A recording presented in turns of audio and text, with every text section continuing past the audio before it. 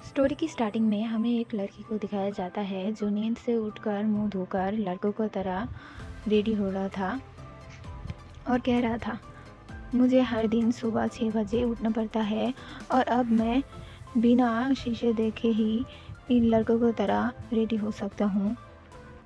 फिर वो वीक पहनते हुए और कपड़ों को सही करते हुए कहता है, हाँ अब मैं पूरी तरीके से रेडी हूँ। फिर खुद को शीशे में देखते हुए ब्लश करते हुए गुनगुनाते हुए कहता है, आज और एक दिन है जब मेरा पकड़े जाने का डर के साथ शुरू होता है। फिर बहुत ही हड़बड़ी में दौड़ते हुए जाते हुए कहता है, ओ हाँ पहले ब्रेकफास्ट है। फिर वो कहता है, मेरा नाम एवरिन है। फिर एवरिन फूडमैन को क्या क्या करना पड़ता है और उनका ज़िम्मेदारी क्या क्या होता है उन सब के बारे में कहता है।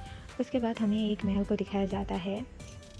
फिर एवरिन को दिखाया जाता है जो एक शीशे के सामने से जाते हुए रुक जाता है और शीशे में खुद को देखते हुए कहता है, एक फूडमैन को वो फूडमैन का जॉब लेने के लिए 2 शर्तें पूरी करने पड़ते हैं। उसमें एक है उसे लंबा होना होगा और दूसरा ये है उसे हैंडसम होना होगा। लेकिन उन दोनों में ही मैं पूरी तरीके से पूरा नहीं कर पाया हूँ। शायद वो इस वजह से क्योंकि मैं थोड़ा हाइट में छोटा हूँ।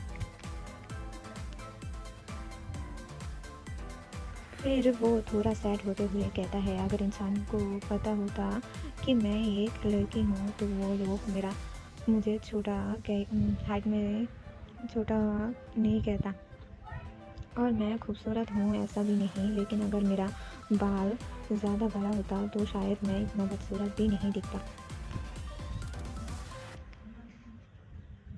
वो ये सब सोच ही रहा था, उसी वक्त उसे एक मेड बुलाता है। एवरीन, यंग मास्टर का नहाने का पानी रेडी हो गया है। लॉर्डशिप क्या आज अपने घर में ही खाना खाएगा?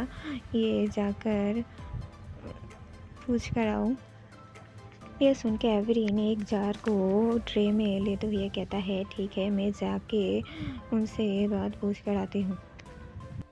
ये सुन के वो मेड खड़ा खड़ा कुछ सोचते हुए उसकी तरफ देखने लगता है और एक मेड अंदर से झांकते हुए उसे कहने लगता है, क्या क्या हुआ है।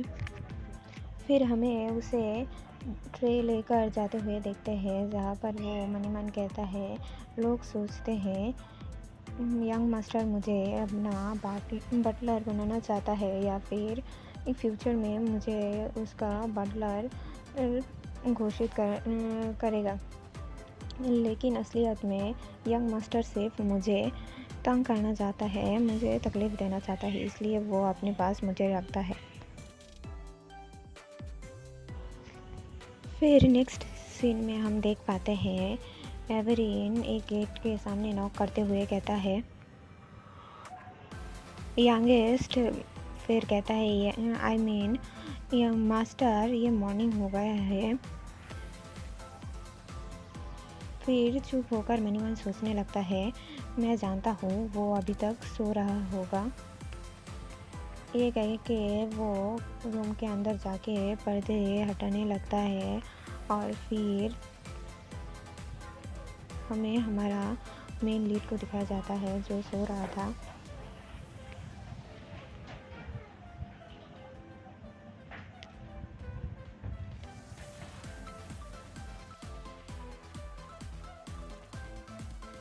फिर पर्दे हटाने के बाद वो यंग मास्टर के सामने जाकर कहता है, आप अगर अपनी रिस्पॉन्सिबिलिटी अच्छे से पूरा करना चाहते हैं तो आपको सनराइज़ होने के साथ साथ ही जगना पड़ेगा।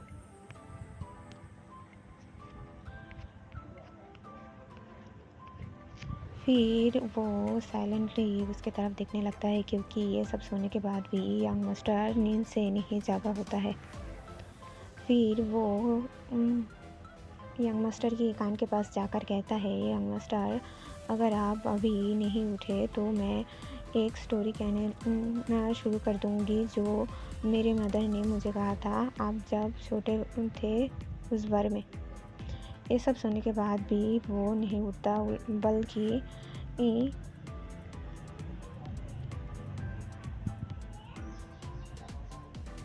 और अच्छे से कंबल उड़ा कर सोने लगता है, जो देखकर वो मन ही मन कहने लगता है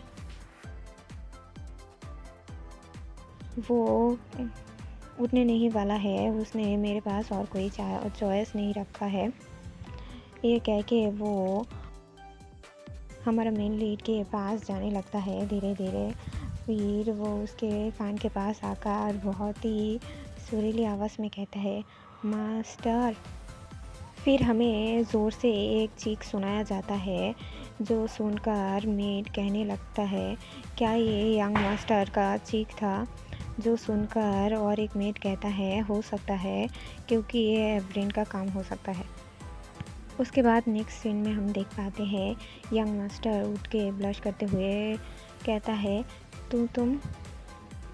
फिर वो एवरेन की तरफ उंगली करता है, जिस वजह से एवरेन कहता है, आप किसी नॉर्मल पर्सन की तरह जाग नहीं रहे थे, इस वजह से मैंने ऐसा किया। आपने मेरे पास और कोई चॉइस नहीं रखा था। आप अगर नॉर्मल पर्सन की तरह उठ जाते तो मैं फिर ऐसा नहीं करता। ये सुन के यंग मास्टर गुस्सा होकर कहता है, तुम मुझे हाथ से शेक करते हुए धक्का देकर भी मुझे उठा सकते थे। ये सुनकर एवरेन कहता है, मुझ जैसे कॉमनर की इतनी साहस कैसे हो सकता है कि मैं आप जैसे इतना महान इंसान को हाथ भी लगा सकूं। ये सुन के यंग मास्टर अपने मुंह पे हाथ रखते हुए कहता है, तो इसलिए तुम मेरे कान के पास आकर ऐसे कहोगे? ये सुनकर एवरेन कहता है, मैंने तो आपको टच भी नहीं किया है।